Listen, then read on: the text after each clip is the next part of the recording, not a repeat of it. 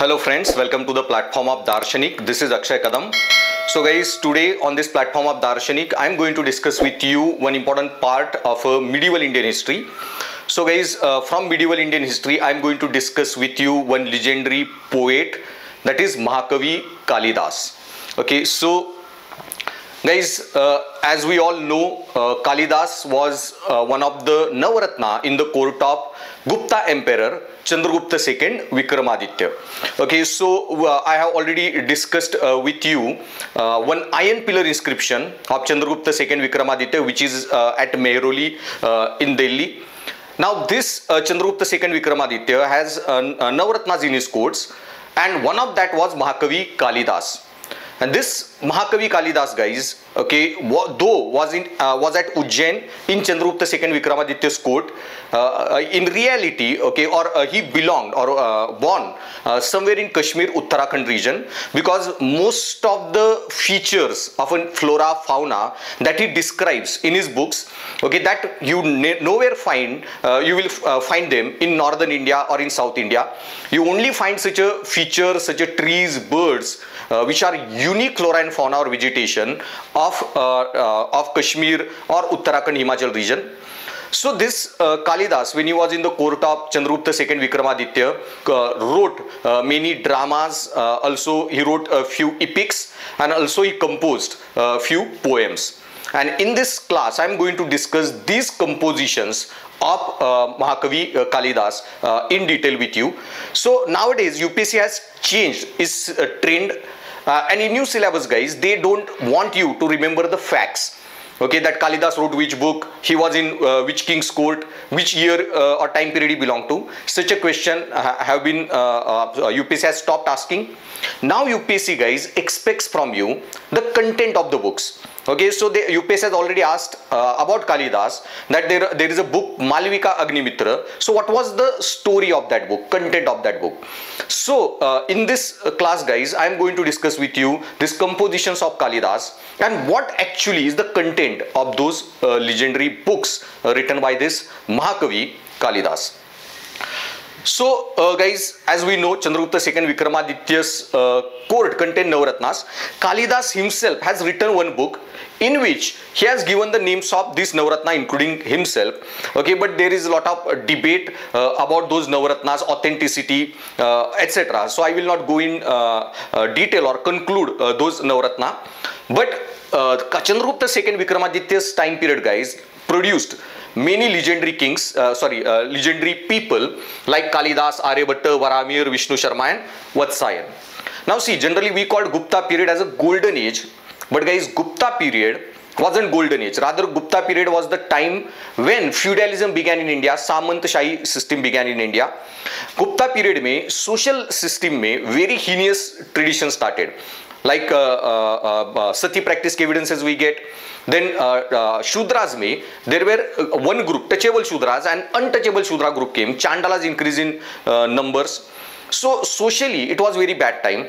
Even economically, as I told you, we only find golden coins issued by Gupta emperors, but no bronze, silver, copper coins. That means economy was working only for rich people, not for the common people.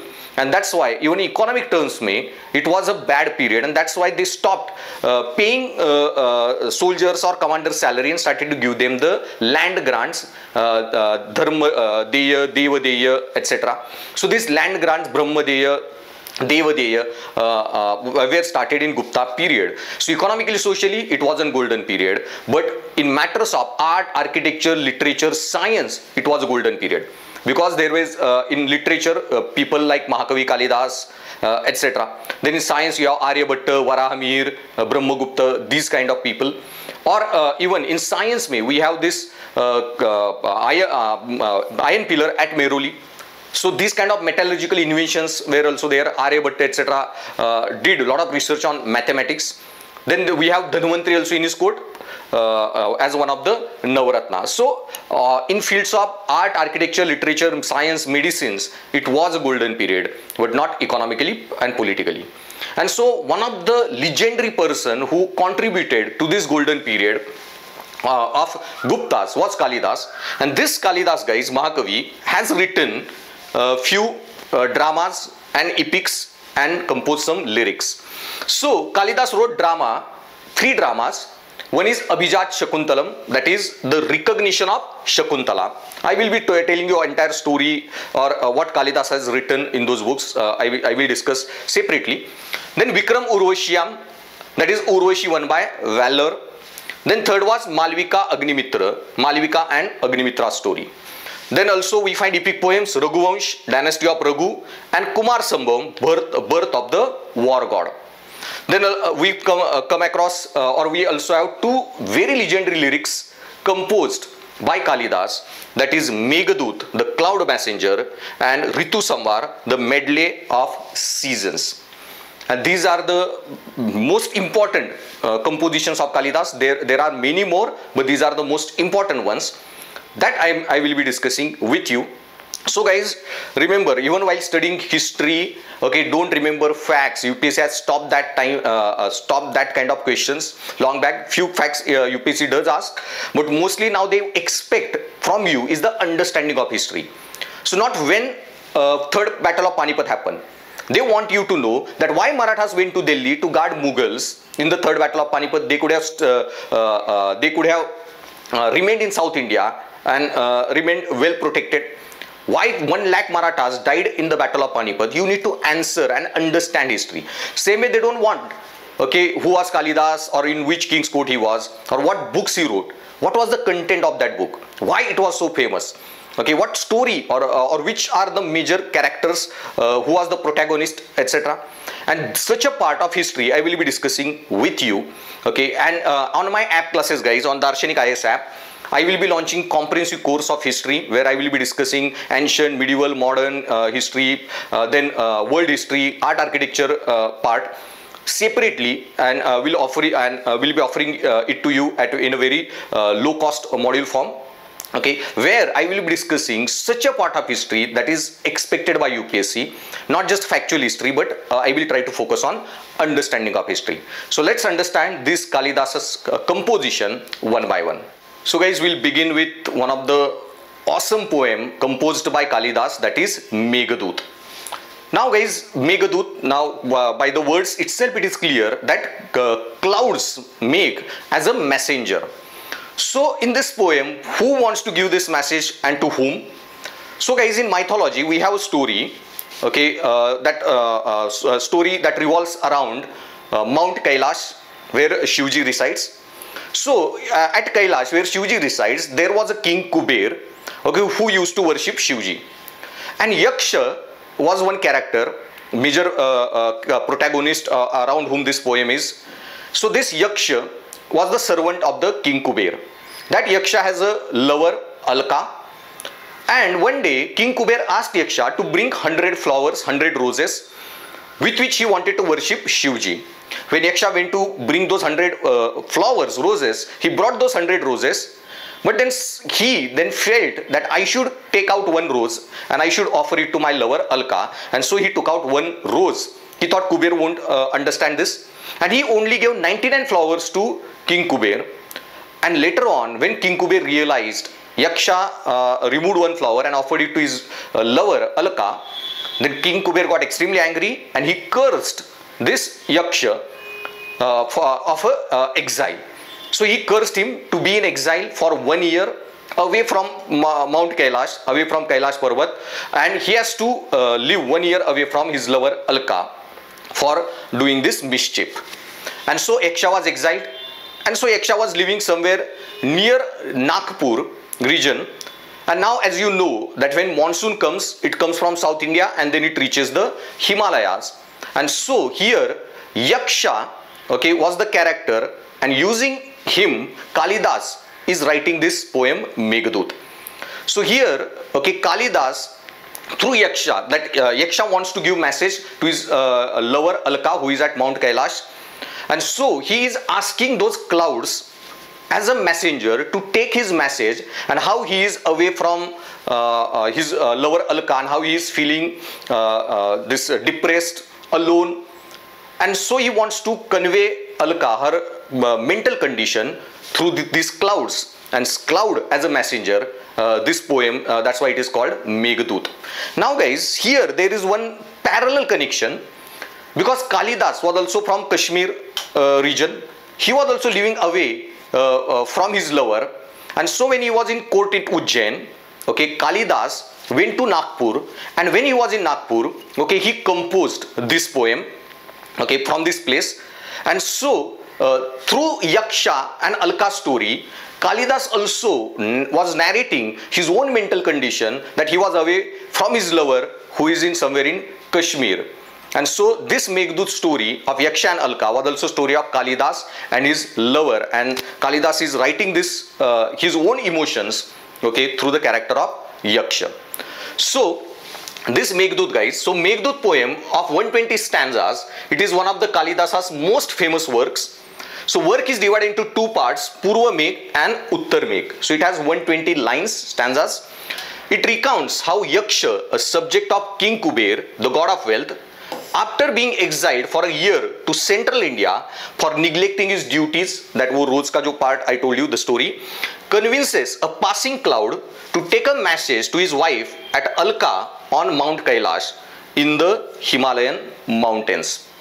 Okay, and so this is the storyline of this poem Meghdut. Now guys, this Meghdut ka Nagpur and Kalidas has very strange and awesome connection.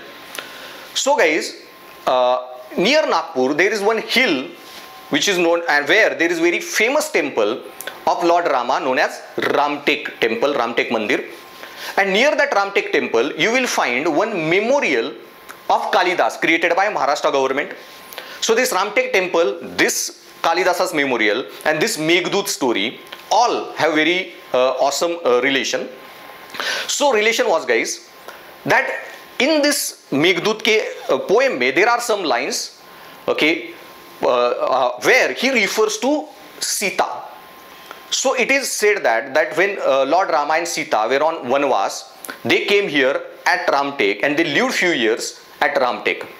And so in this Meghdut, Kalidas also refers to this story of Sita and Rama living there at the Ramtek. Now guys, so when we went to, when my wife got selected, and she got selected and she has good rank 190, but she opted for IRS, and her training was in Nagpur at NADT. And so when I went to meet her at NADT, then we took a trip to this Ramtek temple and we visited this Kalidasa's memorial also. And as I teach history and my wife's optional was history, she scored 320 marks then, like all India topper in history. So we both were very much interested in history. And so when we explored these places and also we read about those Meghdut's lines, okay, this all connection we understood. So this Kalidas, guys, was also at Nagpur. Yaksha in mythology is also said was in the same region. Sita and Rama, when they were on Vanvas, they lived, okay, here at this location called Ramtek, where we have this temple. And all of this and the clouds that come from South India, monsoon clouds, and then they reach Himalaya, okay, as a messenger. So all these emotions and stories were combined in this Meghdut. So let me recite some lines of Meghdut for you, and then you will understand all this connection. So, and this is just one stanza, but it's an awesome composition, guys. Just from the lines. Now these are the translation from Sanskrit, but even these lines, okay, will make you feel extremely emotional even listening to those lines. So expert from Meghdut, Pavan Sarvar Janak Nandini Sita Jahan Nahai thi. Matlab Sita, when jo Ramtek, where Ram and Sita were there on Vanvas. Okay, so he is referring that this is the place where Rama Sita lived. Okay, or Ramtek ke paas there is one big lake, and he was referring to that lake also in his poem, where Sita jahan aayi thi. So Pavak Sarvar Janak Nandini Sita jahan aayi thi, jahan ghane taruon ne apni परछाई फैलाई थी, उसी रामगिरी पर रहने को आया यक्ष दुखी होकर. That Yaksha, when Kuber cursed Yaksha came here on the same place where Rama and Sita also lived. उसी रामगिरी पर रहने को आया यक्ष दुखी होकर, एक वर्ष भर प्रिया विरह का श्राप लिया था माथे पर. तो यक्ष को जो श्राप दिया था. And Kalidas is also telling his own story, emotional state of living away from his lover who was there somewhere in Kashmir Uttarakhand region. So एक वर्ष भर प्रिया विरह का श्राप लिया था माथे पर, क्या मेरा संदेश प्रिया तक गगन बटो ही ले जाएगा, सावन के दिन उथल पुथल कर क्या संभल भी पाएगा. फिर भी उसने वन फूलों का बादल को उपहार दिया, हो प्रसन्न प्रिय शब्दों में स्वागत का उपचार किया। ओ जलदर है जले अदर की तीखी प्यास बुझाता तू, विरहा नल में जले यक्ष की खबर प्रिया तक ले जा तू। विरहा नल में जले यक्ष की खबर प्रिया तक ले जा तू। And this is this Meghdut's one stanza. So remember all this story part that I told you. UPSC might ask you what this story, a Meghdut poem, which part of the story or it covers, or this story is about which character. So you should be knowing all these basic details about Kalidasa's composition. So Indian history mein guys, there are few people who are very legendary and their books, okay, are also very legendary. So such a 40-50 books you should know, or composition you should know, 40-50 inscriptions you should know in detail, and what was the message in those inscriptions or in those books, what was the story that was focused on. And this is very basic understanding as a UPSC student you should have about India, about such a legendary peoples. So that's all about Meghdut. So guys, another important composition, lyrical composition, poem of Kalidas is Ritu Samvar. So guys, Ritu Samvar, this composition in which Kalidas in a very awesome way and in very detailed manner, okay, has mentioned the 6 seasons that we have or we experience. So generally around equatorial region, you must have studied in basic geography, we only find one season, summer all the time, and rainfall every day. But as we go away from equator, okay, in temperate latitudes we find generally 4 seasons, like in Europe, okay, summer, spring, fall, winter, etc. But in Himalayan regions guys, in some part of region we find these 6 seasons. So if you are from northern India, South India, you won't be able to experience these seasons. Then we generally have summer, monsoon and winter. But in Himalayan region, hilly regions of northeast se leke Kashmir tak, you will experience 6 seasons. And these 6 seasons may, whatever changes happen in environment, in flora, fauna, and at the same time, what changes happen in human beings, emotionally, how their emotion change, that aspect in a very awesome way was expressed by Kalidas in this poem Ritu Samvar. Okay, so let's see this Ritu Samvar. So there are some images that I have taken online from some books. Okay, Sachin Grantha on Ritu Samvar. So a lot of books are available on Ritu Samvar. Okay, where they have depicted whatever Kalidas was narrating, what changes were happening in geography, climate, and human emotions. Okay, they are depicted in these paintings of Ritu Samvar. So guys, Ritu Samvar is a long poem or mini epic in Sanskrit by Kalidas. Poem has 6 cantos for the 6 Indian seasons. Now guys, which are 6 Indian seasons? Most of you must be knowing the names. But if you don't know the name guys, then this is very problematic thing. Because guys, nowadays UPSC expects from you very basic understanding. Okay, this is not something that what are the 6 seasons of India. That's something you should know as a UPSC student. This is one should know as an Indian person. And so there are some things guys, this is what the basic preparation of UPSC, these things you should know. So not only you should know 6 seasons, you should know them in a sequence also. And these 6 seasons, Grishma, summer, uske baad Varsha, monsoon, then your Sharad or autumn, then Hemant, winter season, okay, or cool before winter, then Shishir, that is winter, and then after winter, Vasant, the spring season. So Grishma, Varsha, Sharad, Hemant, Shishir, Vasant. Okay, these 6 seasons are expressed in a very romantic and very awesome way by Kalidas in this Ritu Samvar. So naam se it is quite clear, Ritu Samvar is the story of this 6 seasons or poem on 6 seasons. And so for you, just to help you remember this Ritu Samvar well, I have few lines from the Ritu Samvar. So they are in Hindi, but Kalidas composed in very pure Sanskrit, but these are the translation of that lines. So in these lines, this Kalidas, okay, is translating Ritu Samvar's this rainy season. And so these lines I will read for you, very awesome composition guys.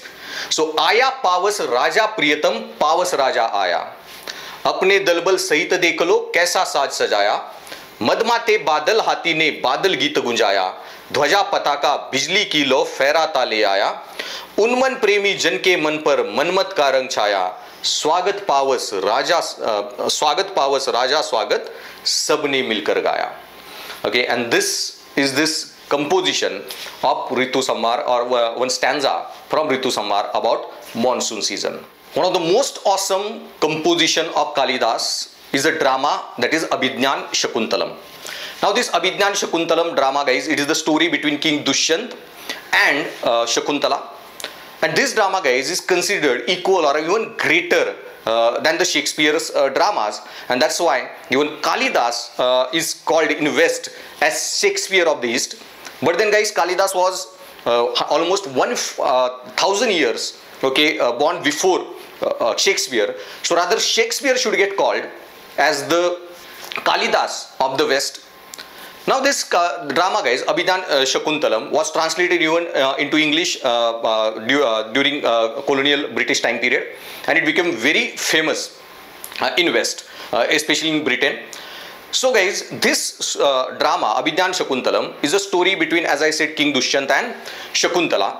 Now this is the painting, most awesome, beautiful painting. Even at my home, I have some paintings of Raja Ravi Verma, and this painting was painted by the legendary painter that we had in a colonial time period, that is Raja Ravi Verma. So this scene from Shakuntala painted by Raja Ravi Verma. So when Dushyant went to a place where Shakuntala was living, and first time when Shakuntala saw this Dushyant, she was infatuated by the Dushyant. And so in this painting, Raja Ravi Verma is painting in a manner that Shakuntala is going with her friends, and so she acts like uske pair mein koi kata chuba ho, and just she wanted to take a time and look back at King Dushyant. Okay, so her friends won't notice that Shakuntala is looking at Dushyant. So what's the story of this drama, guys? So Shakuntala was daughter of sage Vishwamitra and Apsara Menaka, and from their union was born Shakuntala, and Shakuntala was living with her adopted father in his ashram of Rishi Kanwa. Now King Dushyant was the king of Hastinapur, and to tell you in the beginning itself, when Dushyant and Shakuntala got married and they had their son, that son was Bharat. And this Bharat's son, guys, okay, later on ruled Hastinapur, and Kuru Vansh and Pandav, both he was their common ancestor. Now, guys, this King Dushyant from Hastinapur, when he went on hunting trip in the area of this Rishi Kanwa, so when he went there, okay, he came to know about Rishi doing penance there in the ashram, so he wanted to pay a visit to the ashram. But King Rishi Kanwa has gone to some pilgrimage, Tirtha Yatra, and when Dushyant went there, he went in a form not of a king but a commoner, and he couldn't meet Rishi Kanwa, but he saw Shakuntala and they fell in love with each other. And after when they fell in love with each other, they married with each other. They did a Gandhar Vivaha. They lived, and this Dushyant Shakuntala lived together for a few days. But later on, Dushyant had to go back to his empire. He can't as a king stay away from the empire for long. And then he wanted to take Shakuntala with him, but Shakuntala, okay, wanted permission of her adopted father Kanwa before he goes with Dushyant. And so she asks Dushyant to go alone, and she promises him that I will join you, I will come back after I take permission from my father. And so Dushyant goes, but then there was a question that if I come to Hastinapur, how will I get entry into royal palace? How I will get to meet you? People will not allow me to meet you as a king directly. And so to solve that issue or problem, okay, Dushyant gave his royal ring to the Shakuntala. And he told that just show this ring to anybody and you will get access to my palace. And Dushyant left. Now after a few days, when Shakuntala living alone was missing King Dushyant, he was in infatuation or just remembering, fantasizing about King Dushyant. Rishi Durvasa came there, and as we know, Rishi Durvasa always in angry mood used to curse people. And he called this Shakuntala multiple times to so she can offer him bhiksha. But Shakuntala was fantasizing about King Dushyant, could not hear Rishi Durvasa calling her. And when this happened, she was totally ignored Rishi Durvasa. He became extremely angry and cursed Shakuntala that whoever person you are thinking about, okay, he will forget about you forever. And now when that happens, Shakuntala asked for Rishi Durvasa's forgiveness, but now he has already given curse. And after a few days, when Shakuntala was taking bath in a river, her ring fell down in that river or in that lake. And later on, okay, when her father Rishi Kanwa came, she told about King Dushyant, about their marriage. Shakuntala was even pregnant by then. And so her father gave her permission to go to King Dushyant and live in Hastinapur with him as his queen. And he sent some of his disciples with her so they can take Shakuntala safely to the palace of Dushyant. But now when she went there, okay, she had no ring to show. And so, because of this curse, King Dushyant also forgot about Shakuntala. And so when they met, okay, Shakuntala got access to King Dushyant. She told about her identity. She told about she being pregnant. But King Dushyant has totally forgotten about it. And then he accuses her that any random lady can come and she starts telling that you were in love with me, or this baby is yours, how can I accept you? And so now there was very emotional exchanges, heated exchanges between King Dushyant and Shakuntala.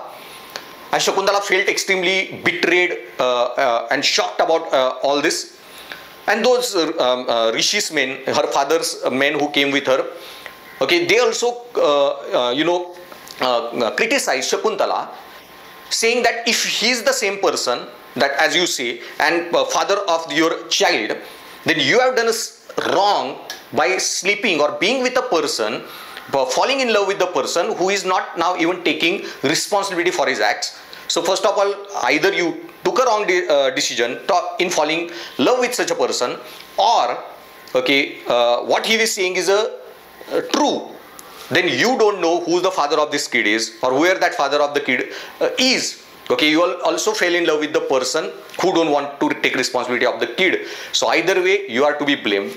And so they left there. These men of Rishi Karma who came to deliver Shakuntala to Dushyant, they went to his ashram. Now Shakuntala was totally shocked. And in that shocked mental state, she called her mother Menaka, and this Menaka came on earth and she took the Shakuntala with her. Now after a few days, okay, one fisherman was fishing in that lake, in that river, okay, caught a fish, and when he slit open that fish, he found that ring. And when he saw that ring, then he realized that this ring is very precious, and so it must be belonging to the only a legendary king like this Dushyant. And so that fisherman carried that ring to King Dushyant, and when he saw this ring, okay, his all memory came back, and this curse of Durvasa ended. And now he realized what wrong he did by rejecting Shakuntala or accepting her as his queen wife. And when she was pregnant, now Dushyant was extremely shocked, and he goes looking for Shakuntala in extremely sad, depressed state. And so he was just roaming around in jungles, mountains, looking for Shakuntala. Okay, seeing his state, okay, finally Menaka comes back, okay, and delivers him the Shakuntala, and finally they gets reunited, and their son, okay, is born, who is King Bharat, who rules this empire of Hastinapur, and he was, as I told you, was common ancestor of Kaurav and Pandavas. And this story, guys, in a very awesome way is expressed by Kalidasa. All this emotional drama was in a very beautiful way is expressed by Kalidasa in this Abhijnan Shakuntalam. So Abhijnan Shakuntalam, of the recollection of the Shakuntala, or remembering Shakuntala again suddenly, story I told you. So recollection of the Shakuntala tells the story of King Dushyant, who while on a hunting trip meets Shakuntala, the adopted daughter of Siege, and marries her. Shakuntala was the first Indian drama to be translated into Western languages by Sir William Jones in 1789, and it became very famous in Western world, that they started calling Kalidasa as equivalent of Shakespeare. And that's the story of Abhijnan Shakuntalam. Then another most awesome composition of Kalidas is Vikram Urvasiyam. Now this is also, guys, Vikram Urvasiyam is the painting by Raja Ravi Verma. So whatever story of Vikram Urvasiyam composed by Kalidas, he tried to paint in his oil paintings, for which Raja Ravi Verma was very famous. So I have taken that. So at my home, I had this. I have this 4-5 Raja Ravi Verma's paintings, and this one is picture is of one of that painting. So this painting by Raja Ravi Verma depicting Pururava and Urvashi. Now this composition, this Vikram Urvasiyam, what this story was? So major character are Pururava and Urvashi. So guys, Urvashi was celestial named Apsara, okay, immortal. Pururava was a mortal king. And in this story, a story begins when Urvashi came to earth, to some forested region, okay, with her friends to spend some time. When Urvashi was going back, she was abducted by one demon. When she was abducted by demon, okay, the lord of the gods, king of the gods, Indra, and many other gods came to fight those demons and take the Urvashi back. But this demon defeated all these gods, and so no one could rescue her. And so Pururava, when he saw Urvashi, he was infatuated with her. He went on a battle with the demon, and he defeated the demon and rescued Urvashi.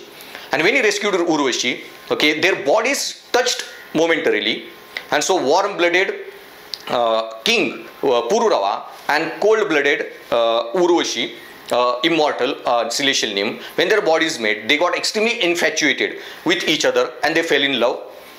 But Urvashi, being immortal celestial name, has to go to heaven, and when she has to go to heaven, then Pururava couldn't forget about her, and he asked gods, okay, to give Urvashi to him. But gods wasn't ready or agree, and so Pururava decides to go on war even with the gods. Seeing power of Pururava, okay, gods decided to compromise, and it was decided that Urvashi can go and live with the Pururava, but on a condition. And there were few conditions they kept. That one condition was they should not see each other naked. Then Urvashi will only eat ghee or butter, milk, and they gave some goats to her, and Pururava has to take care and protect those goats, etc. So there were few conditions they were given, and some dramas where there is different story, and or Urvashi can live with him only when their first son borns. Then after son is born, she has to live. So like that, there are different interpretations of the story or different narrations. What common line I am telling you, and so or Kalidasa's line interpretation I am telling you, or his composition. So when Urvashi was living with Pururava, they were happily living together. Gods got jealous of losing Urvashi. Without her, heaven wasn't it's lost its glory, beauty, or everything like that. And so when Urvashi and Pururava were together, okay, gods were jealous, so decided to hatch a plan to break those conditions. And so at night, gods tried to steal these goats of Urvashi. And when these goats started bleating, Urvashi woke up. It was a dark room where they were sleeping.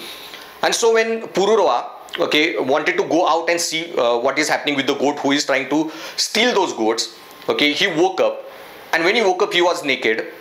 And Urvashi was also naked. And when in the dark room, when they woke up, okay, there was a lightning flashed by the gods. And when this lightning was flashed, okay, they saw each other naked, and their oath or condition was broken. And now because of that, Urvashi has to leave. Okay, and she was that time, I guess, pregnant with the Pururava's son. And so when she has to leave, okay, Pururava was extremely sad, and he was trying to stop, and his emotions were painted by Raja Ravi Verma in this painting. And this was the basic storyline of Vikram Urvasiyam. Now story ends differently. That finally, seeing this Pururava's condition, okay, Urvashi, okay, leaves her son behind with Pururava and goes to the heaven. But gods give a promise to Pururava as a compromise condition that may not be on earth, but after death, okay, Pururava and Urvashi will be together in the heaven. and that's how different narrations of the stories exist. But this was the major story or one of the story that Kalidas composed in his another drama, Vikram Urvashiyam, painting by Raja Ravi Marma depicting Pururava and Urvashi. Okay, so that's another drama by Kalidas. So Vikram Urvashiyam, Urvashi won by valor, tells the story of mortal king Pururava and celestial nymph Urvashi. So Urvashi was returning to heaven just before dawn with the other Apsaras when she was abducted by a demon. Pururava saw this and chased the demon on his chariot and freed Urvashi from his clutches. The brief period their bodies touched changed their lives forever, and for the first time Urvashi experienced the warm flesh of a mortal and experienced strong infatuation, and similarly Pururava also felt drawn towards this celestial nymph and whatever the next part of the story that I have already told you. There is another important drama composed by Kalidas is Malvika Agnimitram. Now this drama, guys, Malvika Agnimitram, UPSC I guess asked question on this drama. What was the story of this drama, or what is the content of the book or this drama? Now guys, this story in which Agnimitra, okay, so Malvika Agnimitra, so Agnimitra was the character. He was said to be Pushyamitra, he was said to be Shunga king. So you must have heard about Pushyamitra Shunga, okay, that dynasty. So this Agnimitra belonged to that Shunga dynasty, and in his palace, okay, this Malvika was the servant girl. And when this king Agnimitra saw Malvika, this servant girl, okay, he fell in love with that servant girl. And when he fell in with love of that servant girl, his wife, the queen, when she came about this Malvika, he didn't want her king to fall to a low level and be or sleep with some low caste or low caste born woman like Malvika. And so she exiled her from the palace and ensured that Agnimitra should never be with the Malvika. But then as this story goes, Agnimitra's condition and his quest to get back Malvika, this story is composed in this drama by Kalidas. But later on it has been discovered that Malvika was not a low caste girl, low born girl, but she was actually princess or born to the royal blood. And when it was discovered, finally Agnimitra Malvika get reunited and she becomes Agnimitra, that Shunga king's princess or a queen. And that's how this drama ends. So this was also very awesome drama, Malvika Agnimitram. So Malvika Agnimitram tells the story of King Agnimitra, the Shunga emperor at Vidisha, who falls in love with the picture of exiled servant girl named Malvika. When the queen discovers her husband's passion for this girl, she becomes infuriated and has Malvika imprisoned. But as fate would have it, Malvika is in fact a true-born princess, thus legitimizing their affair. Okay, so the play contains an account of the Rajsu sacrifice performed by Pushyamitra Shunga. So I told you this Agnimitra, King Agnimitra was belonged to Shunga emperor. And in my one story about inscriptions, in my one lecture about inscriptions, I told you important inscriptions belonging to the Gupta period, where I discussed with you Mehruli Iron Pillar inscription, then I discussed with you Allahabad Pillar inscription. Okay, so in Allahabad Pillar inscription, which are on Samudra Gupta king, composed by Hari Sen, I told you that this Samudra Gupta has done Rajsu Yajna, yeah, Ashwamedha or Rajsu Yajna, but nowhere on that inscription such an important fact about Samudra Gupta has been given. So I told you that historians accept that yes, this Samudra Gupta has did this yajna, but this Allahabad Pillar inscription, Prayas Prashasti inscription, must have been composed before he performing this yajna. Okay, so this story about Samudra Gupta doing this yajna that I told you, and that time I told you in that lecture that there was another evidence in a recorded history of Shunga king Pushyamitra Shunga also performing this, okay, Rajsu Yajna. And so this Pushyamitra Shunga performed Rajsu Yajna was also mentioned in this Kalidasa's book, that this Pushyamitra Shunga has done this Rajsu Yajna. So that reference also we get in this drama, and an elaborate exposition of theory on music and acting. Okay, so this drama also gives us in very good detail about theories about music, theories about acting are also described in detail by Kalidas in this book. So remember Malvika Agnimitram. So guys, next two important compositions by Kalidas. One is Raghuvansham and another is Kumar Sambhavam. So these are guys two epics written by Kalidas. Meghdut Ritu Samar were poems, while Abhijat Shakuntalam, Malvika Agnimitram and Vikram Urvasyam, they were the dramas written by Kalidas. Now this Kumar Sambhavam, this book of Kalidas, that is Raghuvansham. Now as name itself suggests, it was Raghuvansh chronology we get in detail. So through this poem or epics, Kalidas has gave us a detailed line or chronology of the king of Raghu dynasty. So Rama and his ancestors, and later on Lord Rama's descendants. That line of information we get from this epic Raghuvansham. So Raghuvansh narrates in 19 sargas or cantos the stories related to Raghu dynasty, namely the family of Dilip and his descendants up to Agnivarna, who include Raghu, Dasharath and Lord Rama. And this line of information we get from this epic Raghuvansham. Then guys, the next important epic written by Kalidas, that is Kumar Sambhavam. So that Kumar Sambhav guys, this book Kumar Sambhavam, this book narrates the story of Lord Shiva and Parvati, the goddess, their marriage, and eventually through their marriage the son was born, Kartikeya, who became the commander of the army of the gods.